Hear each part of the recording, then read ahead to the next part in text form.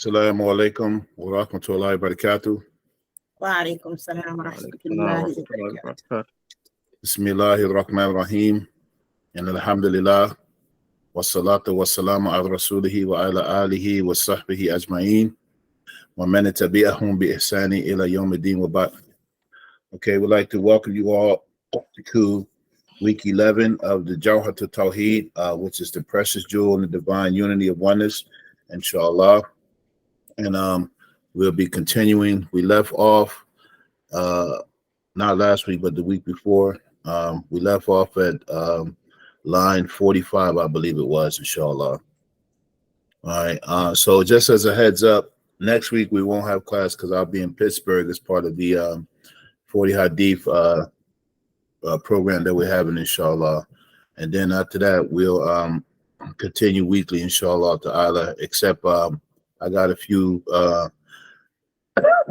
engagements during the summer that would be on the Sunday, so I'll let you know ahead of time, inshallah.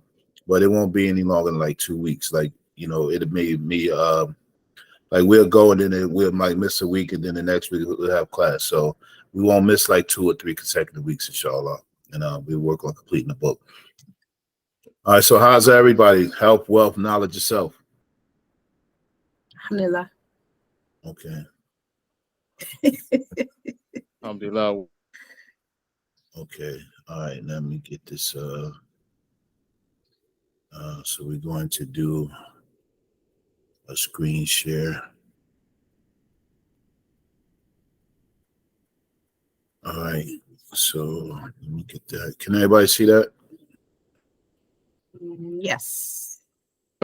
Yeah. All right. Current slide.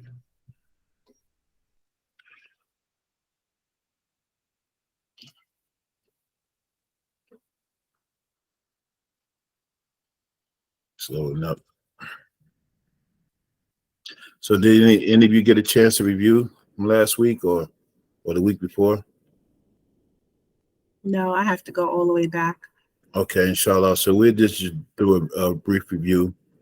So the first thing we want to talk about the two themes, the mustahil and the jaiz. All right, the impossible and the possible. And what is the other concept when we talk about with respect to Allah subhanahu wa ta'ala? There's three concepts with respect to Allah's that. His that, his sifat, and his af'al. His that, his essence, his sifat, his descriptions, and his af'al, his actions. The wajib. Wajib, that means something that is necessary for Allah. And then the other two we mentioned, mustahil, what is impossible, and what is jaiz. And so when we say impossible, what do we mean by impossible?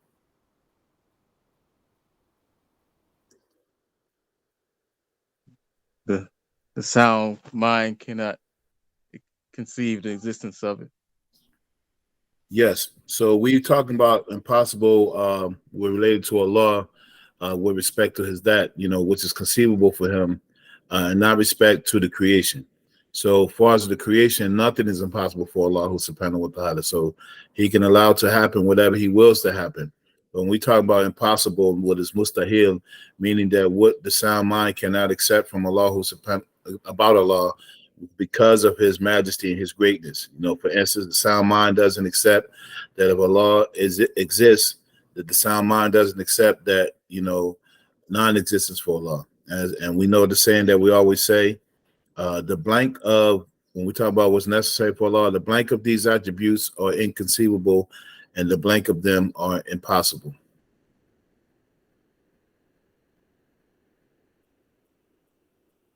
Yeah, you all have to fill in the blanks. The absence?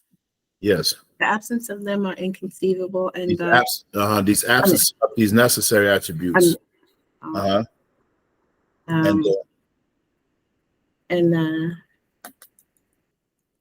Opposite. I always forget that last one. The opposite. I don't know why. That doesn't. So we talk about what's impossible for Allah. We talk about what is conceivable, and so we don't entertain things that are inconceivable concerning this essence. You know, like we had discussion about how some of the the philosophy people will say, can Allah create a rock that is too heavy for him to lift?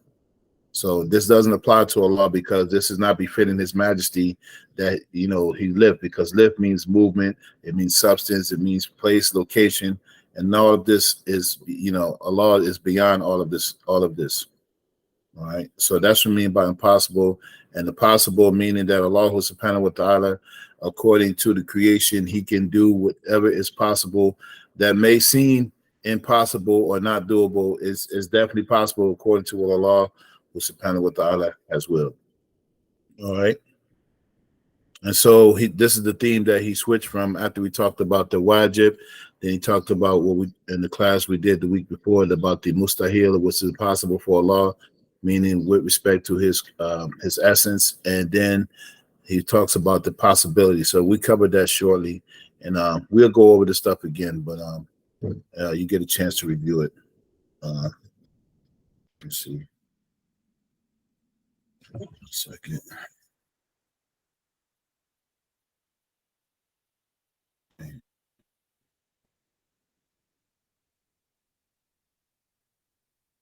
Okay, so we said the mustahil.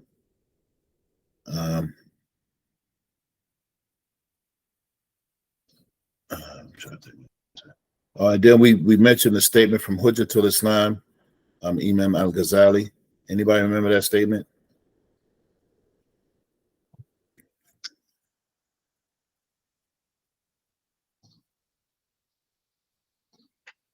I know it was a longer statement. To do with knowledge of knowledge. I'm like losing it. Well, he said about when he was having an argument with someone, how someone cannot really know the awareness and howness of them own selves. How can they, even imagine this for Allah subhanahu wa ta'ala? We can't even fathom, our own creation. So how can we really know about Allah subhanahu wa ta'ala? So, the howness and the awareness. Yeah, this is the statement. He said, if it is impossible for you to know about the kayfiyah and the ainiyah awareness of your own self, then it is not befitting for a servant to ascribe to the Lord where and how, since He is exalted above these notions. Right. And then we talked about jaiz, possible. What's the synonym? We talked about there was a synonym for jaiz. There's another word that means the same thing.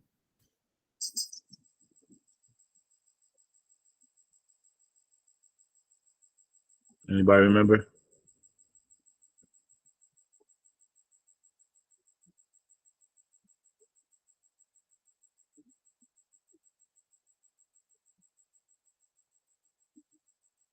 Nobody remembers?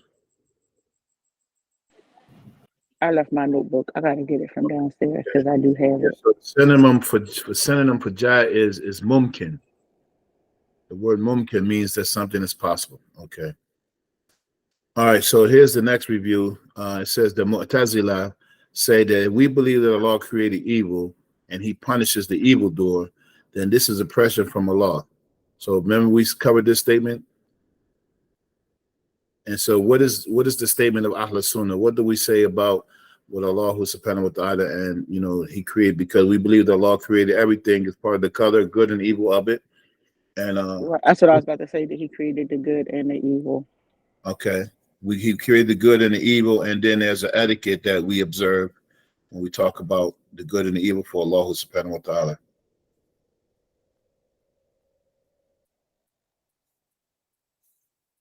The etiquette that we ascribe the good that we do to Allah subhanahu wa ta'ala, blessing us with that, and the bad to our own self.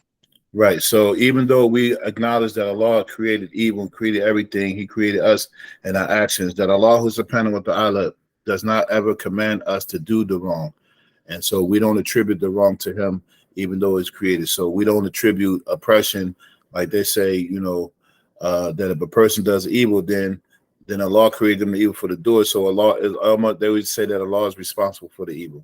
And that's not what Ahl Sunnah believes. That we believe that, all of it comes from Allah. The good is attributed to Allah, and the evil is from our own selves. All right. And so that's a middle ground. Okay, and what is the meaning of muwaffaq?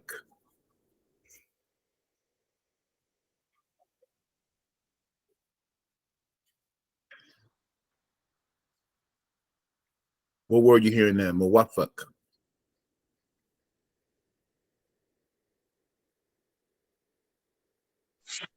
Tawfiq. No. Tawfiq. And what does tawfiq mean?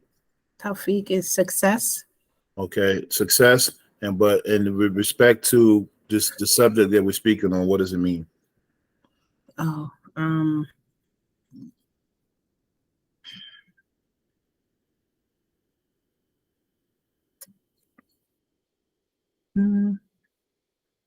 So it means that when Allah gives you tawfiq, that He will facilitate for you to do the good act, and He will open up the avenues, and He will give you the inclination to do what's good for you and that is pleasing to Him.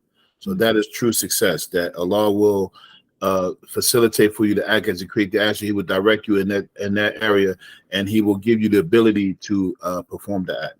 And so we had a couple of statements one from Imam al-Jawhari and one from Imam Abu Hassan al-Ashari. And so Imam Jawhari, rahimahullah, he said the creation of the ability, this was the definition of muwaffaq, the creation of the ability of obedience and the inclination within the servant to carry it out. So when Allah subhanahu wa ta'ala, every time we have success in performing our prayers and staying away from sin, that Allah subhanahu wa ta'ala has made that allowable for us. So He didn't, even though He created the evil, He never steers us in that direction. If we are inclined to something evil, it is because of our own naps, So, all right. So that's a basic review. Any questions on that? mm-mm. Okay. All right. Okay, so let's go to the next. So we'll begin, inshallah. I'm not going to do it today, but anytime when we had the class moving out, and we had happened to skip a week, we'll just read the text to refresh ourselves, because we almost, we're getting close to the halfway point of this book, Mm-hmm. So just to keep a refresher. I didn't want to do this one we did Risalah to Jamia. Well, each week we would read the text, even though this is still a short text, but there's a lot to cover. All right, so the next line we have in the text is line 46 with the author. Who's the author's name of this book? Imam Ibrahim al-Laqqani. Al-Laqqani. Okay. How many lines of poetry in this book? 144. 144. How old was Imam al-Laqqani when he wrote this? 17. Yeah, he was a young boy, putting it together, mashallah.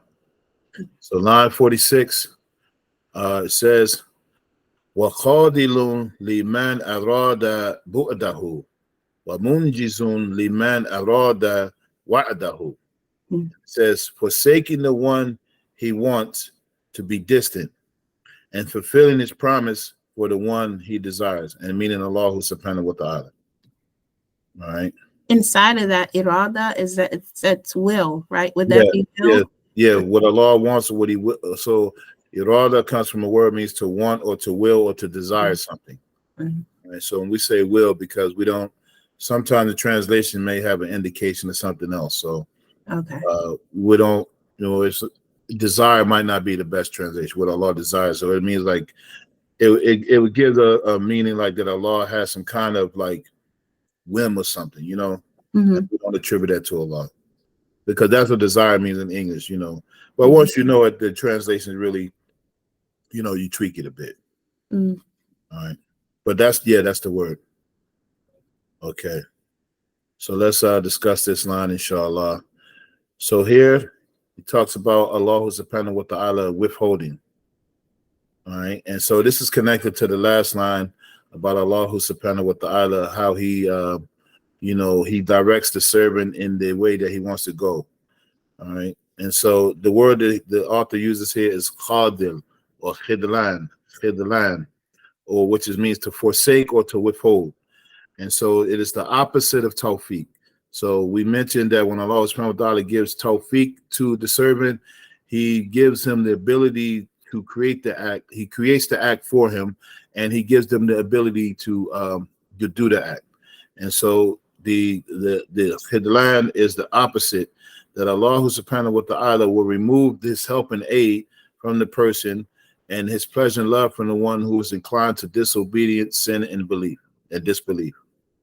All right, so Allah subhanahu wa ta'ala, if he withholds it, it's the opposite of tawfiq, you know. So Allah, and all of this is by Allah's grace and his mercy, and, you know, for a reason that is really known to him, and for us as creation, it is all like indications. It is all indications. All right.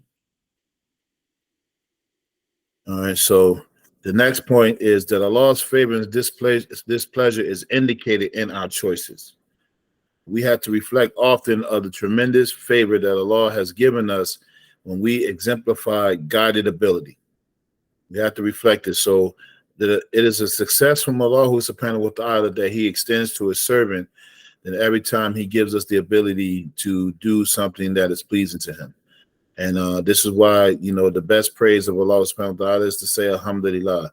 You know, the Prophet sallallahu alaihi wasallam, he said in the hadith that we should say Alhamdulillah ala kulli hal. Say praises for Allah in every single circumstance. Because when you start weighing up the circumstances and the conditions and the things that we're in, how many of them have been favorable as compared to how many have been unfavorable, especially as a believer, you know, especially as a believer, you know. And so all of this is by Allah, what he wills and what he intends. It is all by that, you know, so it's never of our own accord. And, you know, we never take credit for the good and the bad. Is because Allah subhanahu wa ta'ala, if we incline to things, you know, after he shows us the clear way, then Allah subhanahu wa ta'ala he will withhold his favor and his favor and his being content and pleased with us, his rida, his being pleased with us. And so we always have to reflect on that. So this is part of our belief. Every time that we do something, we know that it is from Allah subhanahu wa ta'ala who made the way to do us, and it's never on our own accord.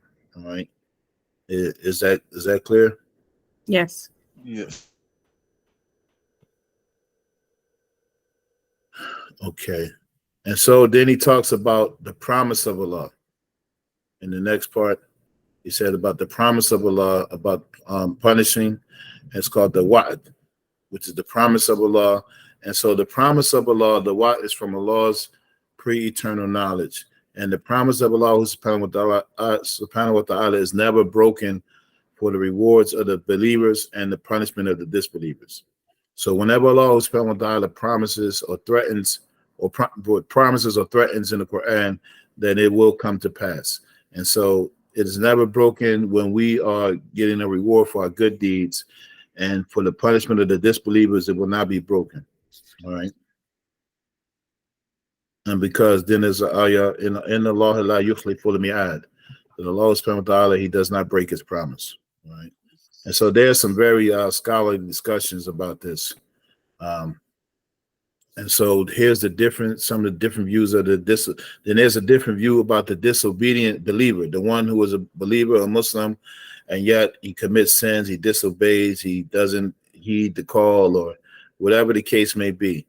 And so the Ash'ari say that their fate is with Allah, and that Allah could forgive them or to punish them.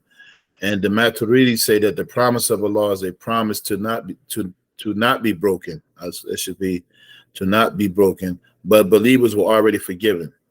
And so what that means is that the Maturidis were like believing that if you became a believer, then you were already forgiven. And so if you persist in doing things that are disobedience to Allah, after he has shown you the guidance, after he offers you all of these ways out, then that promise still stands, you know, because it's just a play on words. It's mostly a difference in semantics and not two different things, you know. But these are heavy discussions, you know, because Allah subhanahu wa ta'ala says in parts of the Quran that Allah forgives all sins.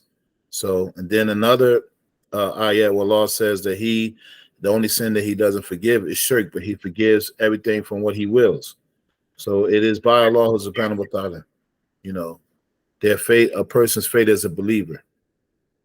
All right, so and it's just really semantic. So, but the Maturidi position is very interesting because they would have viewed that a person, if they became a believer, that you already been forgiven from your past, you have the opportunity in real time to ask for forgiveness.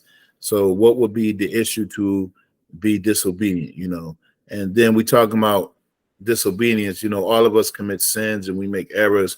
But we're talking about stuff that is deliberate, sometimes that is blatant, sometimes a disregard for the law, and sometimes where you find Muslims, do things and say things like no concern about the consequences of actions. I'm just doing me, I'm not worrying about nothing. I'll deal with that I'll deal with that on Yom Kippur. You ever heard anybody say this before? Mm-hmm. Just be out of pocket, and they say, "I'll just deal with it on Yom Kippur." Mm-hmm. Like, what are you going to have to bargain with on Yom Kippur? Like, what argument are you going to make? How are you going to deal? So, so this is just a argument of semantics, but it's not really different. But ultimately, even if Allah subhanahu wa ta'ala doesn't punish, so the other argument that if Allah subhanahu wa ta'ala doesn't punish this disobedient believer, then it is still part of his will, So that's the next part. If Allah carries out his promise to punish someone, then his promise is fulfilled. And if he does not carry it out on someone, then he has shown the mercy, and that promise is fulfilled. So in reality, it's not that Allah subhanahu wa ta'ala breaks his promise, because this is also, remember this poem and many of the poems from the times when they talked about Aqidah, is in response to mostly the Mu'tazila and other deviant groups, and responding to some of the beliefs that they have. So one of the beliefs of the Mu'tazila, that they believe that, well, if Allah forgives a disobedient servant, then he breaks his promise, because the punishment, if Allah promises punishment and then his promise is true and he doesn't break his promise, then how could he forgive, those people who do those things? So Ahlul Sunnah is in the middle course, that even if Allah forgives after the promise, it's not really a break of the promise, it's a fulfillment of what Allah subhanahu wa ta'ala already decreed, because all of this comes from Allah subhanahu wa ta'ala's eternal decree, and we're just acting it out in real time, And the qadr of Allah in this realm is something that has the ability to change as well, and that stems from the eternal decree. And that's something that really always, at least it blows my mind all the time. Like, that what we're doing, you can do something and you can stop midway and start doing something else. And Allah subhanahu wa ta'ala already wrote in the eternal decree that would happen, And for whatever reason, all of this is under his control and his care, and under his direction. All right. Any questions on that? No. Okay.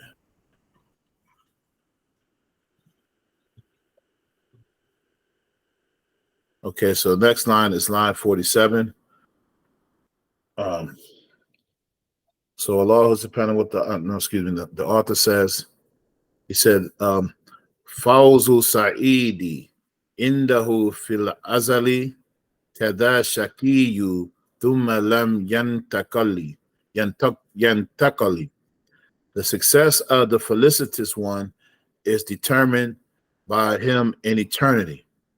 Likewise, the one who is damned, and they never change. All right. All right, so let's go into the discussion on that one, inshallah.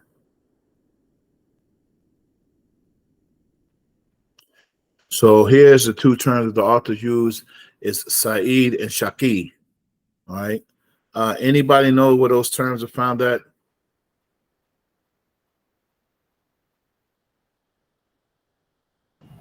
No. Okay. I know there's one that's in the Hadith. There's a famous Hadith. Anybody might want to take a stab at it, Brother Isa?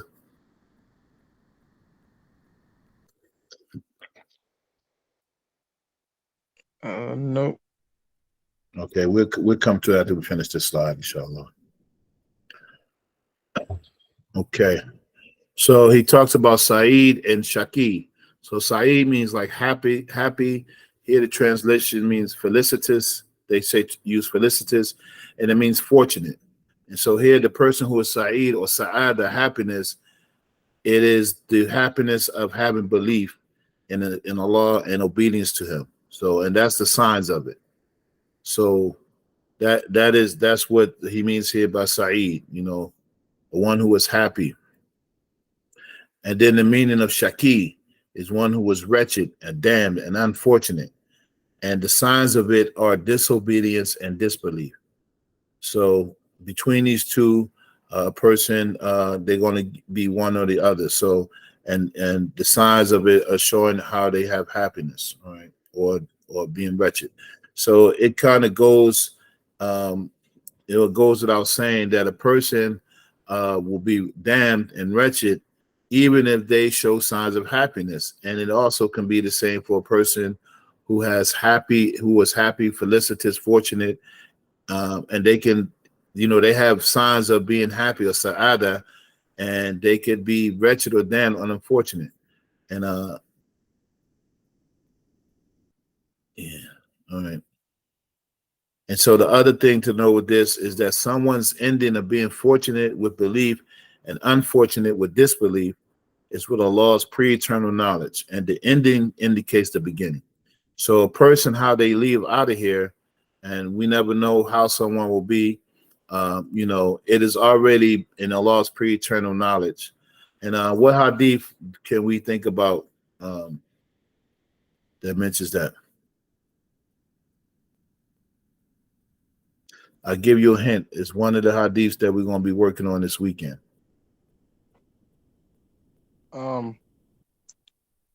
Hadith about somebody doing good deeds, and then they come to the end, and what's written Yes. from like. Yeah. Anybody have a copy of the 40 hadith with them available quickly? Yeah. Okay. Yeah. I think it's the 4th hadith. The one when it says the person was created in a woman and mother.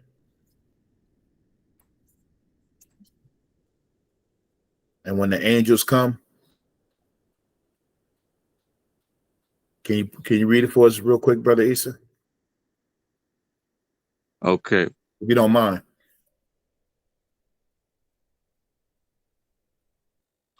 So Abu Abdurrahman Abdullah ibn Masud radiallahu anhu said, Messenger of Allah sallallahu alaihi wasallam told us, and he is the truthful one who is confirmed. Any one of you, his creation is gathered in the belly of his mother for 40 days as a drop. Then later, he is a blood clot for the like of that. Then later, he is a morsel of flesh for the like of that. Then the angel is sent to him and breathes the spirit into him, and he is commanded with 4 words, with writing his provision, his lifespan, his action, and whether he is happy or grievous. By Allah, the one other than whom there is no God, one of you will do the actions of the people of the garden until there is only a cubit between him and it. Then the decree will overtake him. He will do the actions of the people of the fire and thus enter it. One of you will do the actions of the people of the fire until there only remains a cubit between him and it. Then the decree will overtake him. He will do the actions of the people of the garden and so enter it. Al-Bukhari and Muslim narrated.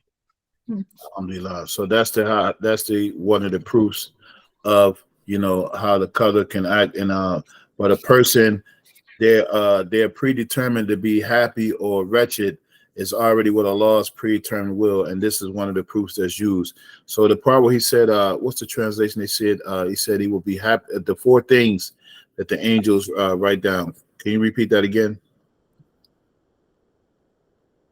Okay. His lifespan, his actions, and whether he is happy or unhappy. Yeah, happy. That's the in Arabic is Sa'idun or Shakiyun. He will be happy or miserable.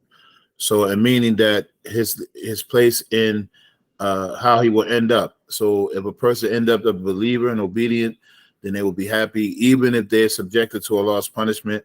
and a person who will be wretched and unfortunate will be a person who disbelieved and, you know, sinned and, you know, do these things, even if they experience happiness in this dunya. So happiness is in Islam. And, you know, this is one of the things that Muslims have to really understand, that their happiness, true happiness, is in really loving Allah and His Messenger, sallallahu alaihi wasallam. And many times we get caught up in finding those things where we're trying to be happy and they become a means of wretchedness, and then they don't even make us happy. You know, we still trying to find a thrill or, you know, something and outside of these things. And then, you know, nowadays on social media, you see people who have this appearance of happiness, you know, they're living their best lives. And, you know, we come to find even famous people, you know, are faking it. You remember that thing with the rapper Bow Wow? When he was acting like he was living the life, and he was like, it was like a cutout picture he did, and he wasn't really on the plane. Y'all remember that? Yeah. Well, I mean, he's not popular, but he was frauding. You know, he was basically like trying to act like he was like this, you know, playboy, jet set and single guy.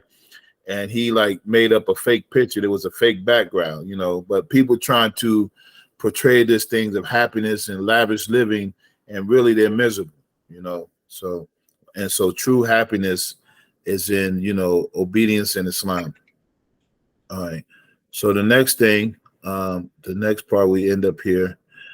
So there was a brief, another thing is semantics.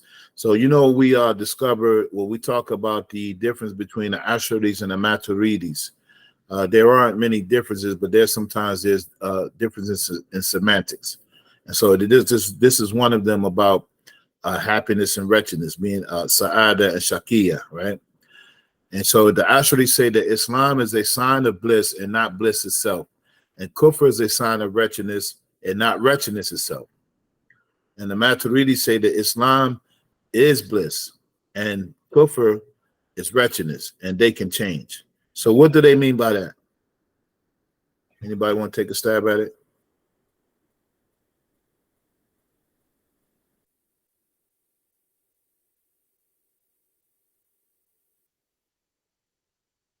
Yes. Meaning the where you said, where it says Islam is bliss and the Kufar is wretchedness. How are these things the semantics? How are they saying two different things, or are they saying the same thing?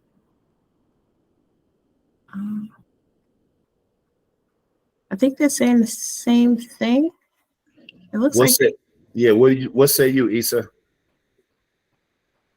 Yeah, I think it's saying the same thing, just what they define in the terms.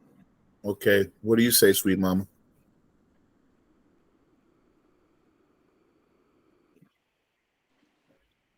I'm sorry, what was the question? Oh, I was saying that these two terms, where the Asharis was talking about happiness and wretchedness, from that last statement that we had, like, are they saying the same thing, or are they saying two different things? Hold on, I should have my glasses. Wait a minute.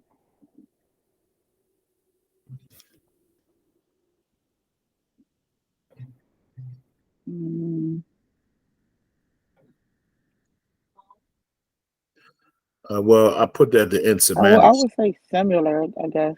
Yeah, they're saying the same thing. So here, based on the hadith we just read, that Islam, so the Ashri is saying that Islam is a sign of bliss, but it's not bliss itself. And Kufr is a sign of wretchedness, but it's not wretchedness itself, because the qadr can possibly overtake someone. And then, you know, it may have been happy, but if you end up as a person who's unfortunate, you know, then it's not really happiness in and of itself. It's just a sign of it at the time. And then, and also a person can have, you know, Islam, and they can have, you know, but they can also be miserable, you know, and, you know, depending on their state. And then, you know, the kufr is a sign of wretchedness, but a person can end up being a believer. And then, so, you know, it was just a sign, but it wasn't wretchedness in and of itself, because the end state is what matters. And so the Maturidis say the same thing. The Islam is bliss and this kufr is wretchedness, but they can change based on the same thing. Because if the qadr overtakes someone, you know, then their situations change. So they were the disbeliever, and the color overtakes them, and then they end up doing the actions of people of belief, and so it changed, but it was already preordained anyway. You know, it was from Allah's pre-eternal knowledge. You know, and He does what He wills. So all of that is just clarifying these issues in response to some of the beliefs of the Mu'tazila. All right, is that clear? Yes. Okay. Any questions so far? No. Okay. And let's go to the next one. Oh yeah, the hadith about the change of the color. I kind of jumped the gun on that, but we already read it. All right. The next slide we'll go to is line 48. And so the author says, "Wa indana lil abdi kasbun kullifa wa lam yakun maw'itan wa lam yakun mu'attiran falta'rifa." He said that our stance with us is that the human has acquisition by which he is made legally responsible, and he doesn't influence it. So be sure of it. All right. So you see in the Arabic, so be aware, be sure of it. What were you hearing there?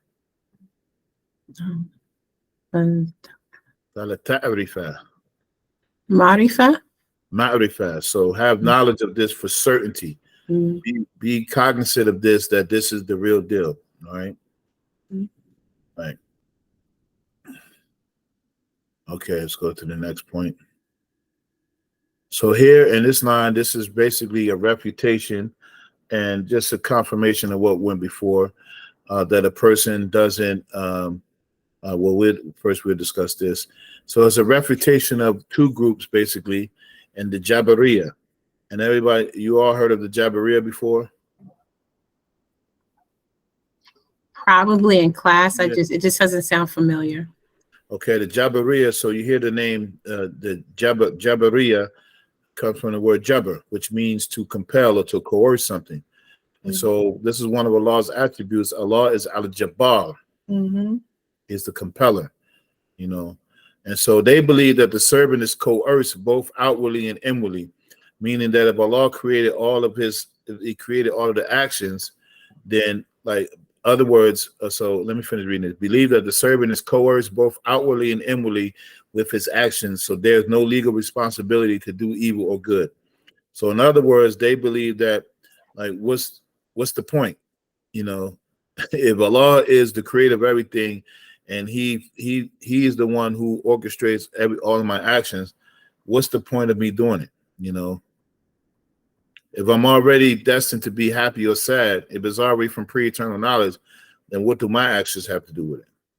You know, and so this kind of sounds like, does it sound, is that almost like desperate or like a despair kind of thing? Yes. So that's part of the extreme part of it. And so we're going to discuss it a little bit more. Okay. And so the founder of that movement is Jaham ibn Safwan, who's also the founder of another movement, or all these are two similar movements. Jaham ibn Safwan. As a hint, that's what they call us. That Jaham. You all heard that? Yes. Yeah. They call the people who follow Ashari and Maturidi Akida, they call us the Jahmiya. And what they mean by that is that they say that we deny Allah's attributes. And no, we don't deny Allah's attributes, because the Jahmiya denied Allah having certain attributes, or, you know, other things that we'll discuss in another class. But we don't deny any of Allah's attributes, but we deny the literal meanings that they assign to them. And you all familiar with this already. So they said that and you know the argument, they say, for instance, if Allah is attributed with yad, and they say Allah has a hand, but just don't know how it means, they saying that we deny that Allah has a hand. We deny that literal meaning that Allah has a hand as a possession, but we don't deny the attribute of yad, which could mean a number of things. You know, according to the usage in the language, according to the context of the ayat, And the safest way is which way? To leave it and Yeah, allow and give and allow Allah to give it the meaning. Yeah, what is that called? I always get mixed up with taqlid and tafweed. Is it tafweed? Tawhid. Tafweed. Okay. Yeah, so it's to affirm the wordings, and whatever the meaning is, we leave to Allah subhanahu wa ta'ala. So we affirm that Allah uses the word yet, but what it means for him, according to his essence and all of that, we don't know what it means, and we don't go into what it means. All right. So they said, no, we know what it means, that yet means hand, but we just don't know what kind of hand it is. So in that argument, they could say that Allah has some big, grand, glorious hand that we just can't imagine how it is, but they're still affirming a hand, which the apparent meaning is an appendage. Even if they don't say that, you're saying that. So it's just to, as the Salaf did, recite those particular lines and just move on. Just move on. And then when that's not enough, then the other part is ta'wil, giving it a proper interpretation according to the meanings and context. And not because we had a big discussion about this with ta'wil with some of our brothers from the the Salafi Wahhabi movement. And I think they really think that ta'wil is like giving your own interpretation.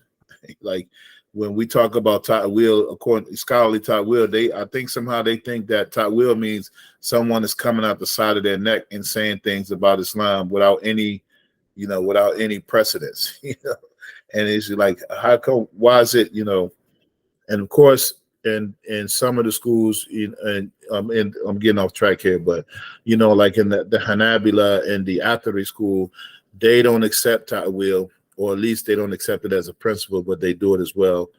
And that's a whole big discussion where we start ironing out the differences. And may Allah give us tawfiq to do that, because we've been having some discussions in private, and inshallah with some people. And then when we come out as united front, y'all gonna be like, whoa, y'all rock with them like that.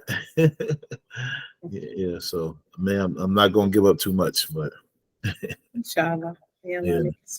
I mean, so Jahm ibn Safwan, so he is the founder of the Jabariya or the Jahmiya. So from what my research is that the Jabariya, the Jahmiya is a sub move. The Jabariya is a sub movement of the Jahmiya, because they have like two different. They have a couple classifications, and this is one of the traits of splinter movements, that they end up going into more splinter movements. So the Jabariya are split into like the sincere ones, and then the ones who went astray. And when you read the history about them, but they appeared early on in Islam. I forgot to put the dates when Jahm ibn Safwan passed away, but it was from the time of the Salaf, right? And then this is also a refutation of the group that we talk about mostly, is the Mu'tazila. And they believe that the servant is completely free, both outwardly and inwardly, with his actions, and he chooses or creates his actions himself. So, and the founder of that movement is Wasil ibn Attar. Did anybody ever heard of this person? Probably in class, but it's not coming to my mind. So Wasil, let me give Brother Issa a chance to nail it,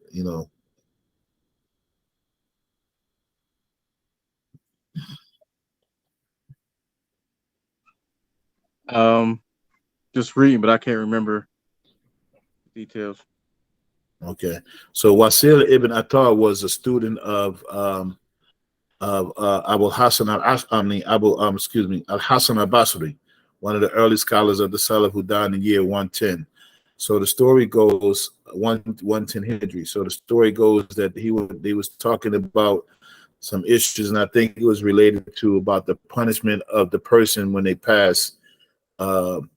I forget I can't remember, but if you know this statement that it says that the person, somebody asked al-Hasan al-Basri about a question about the state of a believer when they die, and then this person, he said that the person is between two stations, manzilatain, that he is neither believer nor unbeliever. You all heard this before? Yes.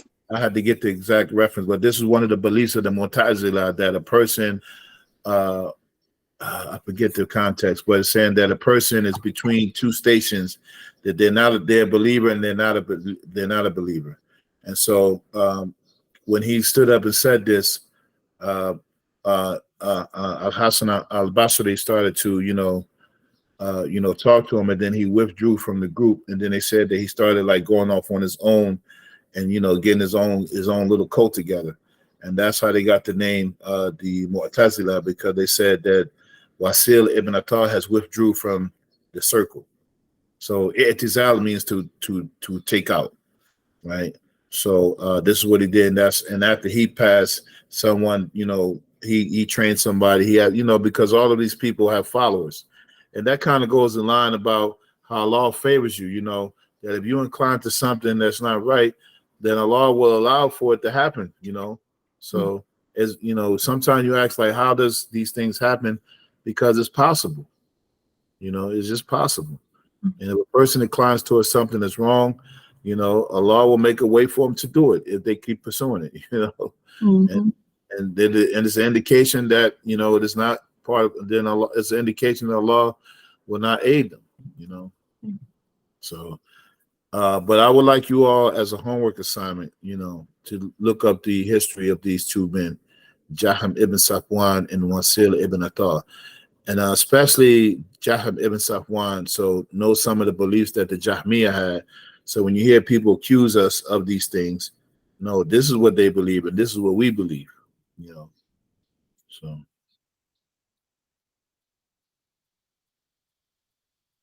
I'm looking at that page right now in Fiqh Akbar, in the introduction about him. Yeah. Which book is it, Sadiq? Fiqh Akbar. Oh, okay. Okay. So the next one is and so here between these two extreme beliefs is that Ahlus Sunnah wal Jama'ah, we believe that the servant has no control over involuntary actions. For instance, if you're in a place where the temperature is freezing and you're not properly dressed, you don't have no control over chill bumps coming on your body, right? But voluntary actions are acquired, kasb. So any action that you do consciously, that is an acquired action. And Allah, He will bring them into existence and grants the ability for the servant to carry them out. So you have a responsibility for the kasb of what you earn. So kasb means like to earn something, or acquisition. So the voluntary actions are acquired. So everything that we do on our own free will, whether it's bad or good, it is something that we acquire. And the indication of Allah's favor is that He will direct us, to the good, and and because of our obedience and our inclination towards getting closer to Allah. And if a person is inclined toward the evil, then Allah will direct them to that, and He will remove His favor from that as an indication. He will remove His guidance. He will remove His rida, His contentment, His pleasure, and all of those things. All right. Mm-hmm. Any questions on that? No. No.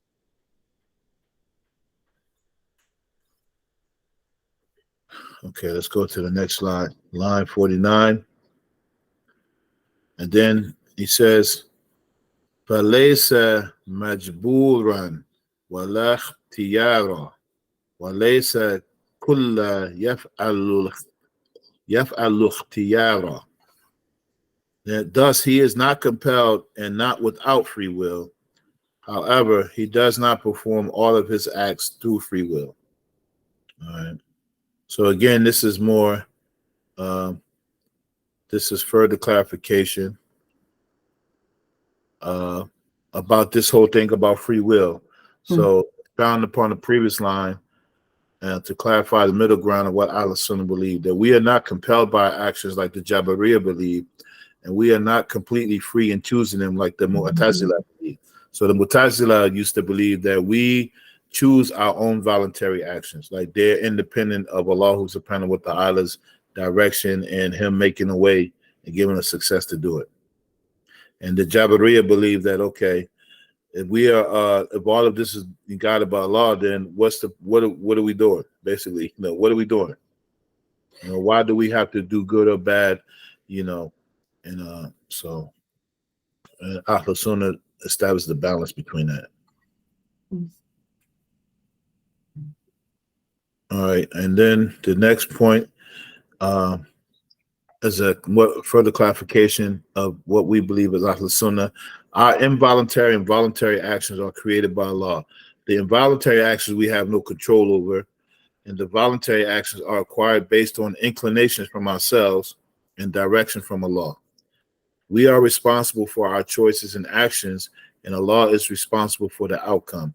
And Allah's favor is indicated by the good choices, right? And also that Allah's withholding of his favor is indicated by the bad choices. So even in the stuff that we do, we don't know the outcome. We have signs of how things go. If we are praying and we have find the sweetness in praying and doing good deeds and staying away from bad deeds and, be obeying Allah's commands, that is an indication of Allah's favor. But it doesn't mean that it's a given, because the color can overchange us, and so we just do our part and keep that inclination. We don't know the outcome, but it's a sign that Allah's favor. So the believer should always have a good hopes that Allah subhanahu wa ta'ala is taking care of him, because the sign is he's giving us the ability to do these things. Because think about the people who are not believers, who don't have the ability, don't have the inclination, and even the people who are Muslim who don't have the inclination to do it neither, So when Allah brings you to a point, just know that it is by his great and vast mercy. And that is mercy in this world. And we already know the hadith that Allah subhanahu wa ta'ala reserved 99 parts for the akhirah. That one mercy that we experienced, that he favors us and took us through paths and brought us right to the very path that we're here, to the point where, just imagine how many places you could be and how many things you could be doing. And, because you're not doing them and you're inclined to being here studying or being somewhere reading the Quran, that is Allah showing favor on you. That's an indication of his love and favor. It's not a guarantee, but it's an indication, because we don't know how it's going to end, and that we always make dua that Allah gives us a good end. All right, any questions on that? No. Okay. All right, so this line was just further clarification. All right, and then the next line, this will be our last slide. So line 50, he says, فَإِن يُتْبِنَا فَبِمَحْدِ الْفَضْلِ وَإِن يُعَذِّبْنَا فَبِحْدِ الْعَدْلِ. He says, if he rewards us, it is from his sheer favor. And if he punishes us, it is by his sheer justice. That line is kind of self-explanatory, but we got some notes on it, inshallah. So here, basically, all of it is from Allah subhanahu wa ta'ala. Punishment and rewards, we are not doing any of it on our own. All this from Allah subhanahu wa ta'ala, and all of these lines that we just discussed are indication that we have the ability to do obedience and worship and belief. It is a sign of Allah's favor. And if we find ourselves acquiring bad deeds and sin, and for people who disbelieve, it is signs of Allah subhanahu wa ta'ala, not favoring them and, not helping them and not aiding them. All right. And all this is from what he wills. All right. So Allah is the creator of every action, and the reward for the good ones are purely from his grace, not the actions in and of themselves. And so, sometimes many people, especially who don't have guidance, they do actions and, something don't go their way, they can get frustrated and they can, how come it didn't go? I put all of my effort. How come it didn't happen? Because it's only by Allah's fadl. And you're responsible for the effort and you leave the outcome to Allah. And whatever the outcome is what Allah subhanahu wa ta'ala already predetermined. So you're only going to get what you're going to get, but that doesn't mean you stop the effort, because the effort is written as well. The reason why you put in the effort, because Allah subhanahu wa ta'ala gave you the tawfiq to put the effort in, and he put the tawfiq in the outcome, whatever it is. But the outcome is not determined by what we think it should be, you know. So, and then also he mentions that Allah punishes according to his justice, his adl. And adl means to put something in its proper place. So whenever someone is rewarded or punished, it's purely by Allah's justice and his fadl, his grace upon us. And if he punishes, it's by his justice. And it's not according to what we determine as justice, you know. Because sometimes it can be that someone's punishment can be for the akhirah, you know. Can you imagine how someone, I just read a story, and inshallah, we make dua for them. They were, I think it was 4 or 5 young sisters in Minnesota that were hit by a car, and they were all huffaz of Quran. It was 4 or 5 Muslim sisters, and someone was on the run from the police, and they hit them, and they all died, you know. So, I mean, that's something sad in of itself, but it could be related to Allah's justice and removing them from this dunya.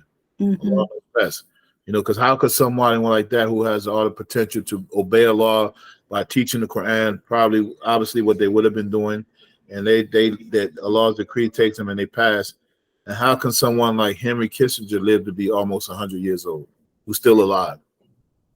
I was just when I was at a wadifa, and my sheikh, he was talking about this story of Khidr and Musa alayhi salam, and he was talking about the like an even broader meaning of the killing of the child was that, you know, in its broader sense, that the parents and the child were granted a mercy because the child was taken before the age of mukallaf, and so he wouldn't be responsible for, you know, his sins, and then his parents wouldn't have to endure whatever he was going to bring, you know, to them, which was he was eventually going to kill his parents. And so it was like a justice or a mercy for both the child and the parents. Absolutely. Because if you read the story, you know, we would think it just like Musa did.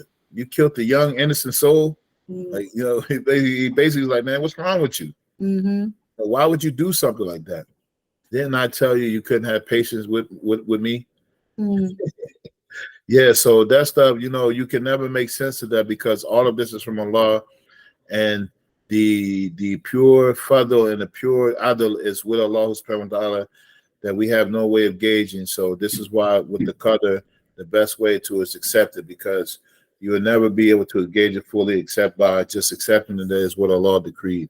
And it helps us to come to terms with especially with tragedies, you know, with death and loss, and, you know, Allah subhanahu wa ta'ala willed it the way that exactly was supposed to be, you know.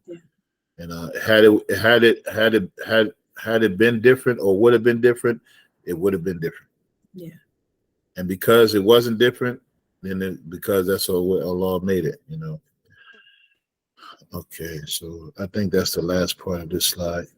Yeah. So, in one of the explanations of this book, there's an adhesion called talazum. There's a connection between the cause and effects of actions. So, like, you know, we understand that if you do something like this, then there's something else is going to happen. But there's a rational possibility that it can happen in a different way, that the cause can be withheld. So, in closing, what is one of the best examples we know about that? Anybody know? Can you repeat that? My apologies. One of the best examples of something of cause and effect, but it's a rational possibility that it don't have to happen, the effect and the cause, you know. I'm looking for one particular example, but you might know one. This is related to Prophet Ibrahim alayhi salam. Oh, where he had Allah Azza wa Jalla told him to sacrifice his son, and not that one, another one. With the fire. The when fire. he was thrown into the fire. Yes. So normally, fire causes burning. You know, if you put your hand in something, it will normally burn. And so the rational possibility, because of what Allah is by His favor, all of this by His favor and His will, that it's a possibility that fire don't burn. So fire doesn't burn in and of itself. Fire burns because Allah subhanahu wa ta'ala has facilitated for it to burn as He wills. And you know, we've heard stories of people being in fires and not coming out unscathed. You ever heard stories about that? Mm-hmm. You heard the stories of someone dropping, like a cause, if someone drops off a roof or something, then the effect would be like, you know, that they would either die or they would be hurt real bad. I mean, I remember seeing the story recently about somebody falling out of a third-story building and got right up and walked away. You know, so it's not always about the cause and effect. It's about how Allah subhanahu wa ta'ala is controlling these things and how they happen. It's always with Him, good, bad, or indifferent, you know. All right, so we'll stop there, inshallah. So as a suggestion, read from the beginning of the text for next week up until line 50. The homework assignment is to give us some more info about the Jabariya and the Mu'tazila, those two names, Wasila ibn Attar and Jaham ibn Safwan. Some history on those, and just review the notes, inshallah ta'ala, and we'll resume not next week, but the week after that, inshallah. Inshallah. Okay, any questions, comments, suggestions, additions, deletions, corrections? Nope. Shukran. Okay, alhamdulillah. All right, so Brother Isa, happy Father's Day to you, brother. MashaAllah. You as well. Representing, you see the t-shirt? Yeah. That's what we're doing. Black Fathers, the essential element. You know, you see all the elements. Yeah. You know, we make up something great. All right. Alhamdulillah. This is a unique t-shirt. Remember where you saw it first. Yes, sir. Okay, alhamdulillah. All right, so inshallah, we'll close there. We ask Allah subhanahu wa ta'ala to accept this from us. Rabbana taqabbal minna innaka anta sami'ul alim. Oh Allah, accept this from us. Really, you are the hearing and the knowing. Oh Allah, forgive us for any mistakes and any shortcomings. We ask you to make this a benefit for us and for those who will listen to it, and allow it to make a means to be closer to you and to forgive us and make us the inhabitants of Jannah. Ameen. Al-Fatiha.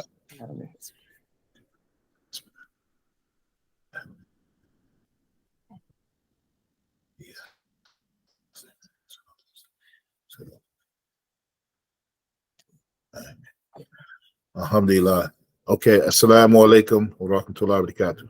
Wa alaikum salam. Salam wa rahmatullah wa barakatuh.